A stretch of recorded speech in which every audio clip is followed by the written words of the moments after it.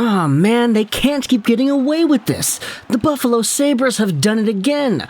Long-term deals for guys coming off of their ELCs, and they're doing so in a tremendous fashion for players that are already scoring at a great pace. The workhorse from Whitehorse, Dylan Cozens, has been given a $7 by $7.1 million extension. And this is pretty good. Take a look at the NHL insiders over here. It had been announced that Cozens got the deal about an hour ago, so around the time we uploaded that prior video on the YouTube channel, and there was a Sabres PR post talking about the entire thing here. Let's go over what it says. Sabres and Cozens agree to a 7-year extension. It has his regular season stats from this season: 49 games played, 17 goals, 26 assists, and 43 total points. His NHL career totals say that he's got 94 points in 169 games played. You can see that his profile, 6'3", 195, February 9th, 2001 is the birth date. The workhorse from Whitehorse is from the Yukon Territories, and he was a 7th overall pick back in 2019, signed to, as we have said, that 7.1 AAV deal by 7 years. Take a look at the highlights made by Cozens. He matched and subsequently surpassed his previous single-season career high in points scored on January 10th versus Seattle, which he set in 79 games played last year. He has tallied 3 or more points on 4 occasions in 2022-2023, including 3 assist performances on December 4th against San Jose and 13th against LA. He became one of 19 NHL skaters aged 21 or younger, and the first since Erik Karlsson from January 20th to February 25th, 2012, to record 3 or more points in 3 consecutive games at least once. Now, that's a baseball stat if I've ever heard one, but guys aged 21 or younger to get 3 points in 3 consecutive games, it hasn't been done in almost a decade.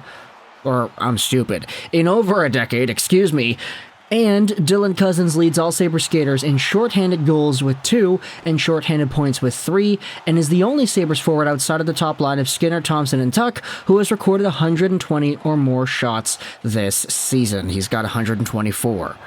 Long story short, and I think the Sabres PR team did a very good job making this hockey card-style infographic about Cozens and showing off what exactly it is that he's done this year.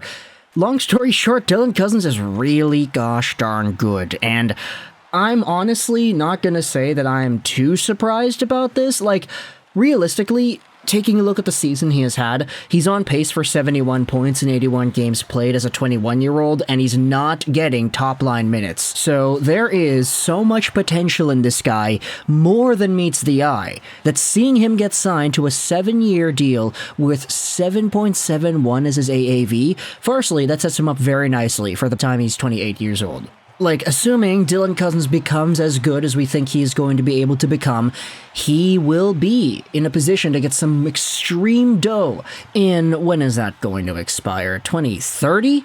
He's going to get himself a huge opportunity for a payday when he is 28, 29 years old. And from right now, you take a look at what Cozens is, he's already phenomenal. So good, so young, and so pristine at doing things right at both ends of the ice. Getting points, making defensive reads, stealing the puck from guys like Patrice Bergeron, sniping it by goaltenders, making all those assists happen. He has been so good, and he sort of aligns perfectly with what the Sabres are building with their squad right now. You talk about Tage Thompson and the huge extension given out to him. This Dylan Cozens extension fits that timeline very well, and you have both of these guys who are probably going to be 70, 80, 90 point caliber players every season from here on out, making $14 million together. That's crazy, because the next few years we're probably going to see some players in the NHL make that amount of money by themselves, and these two guys, Thompson and Cozens, are making that together.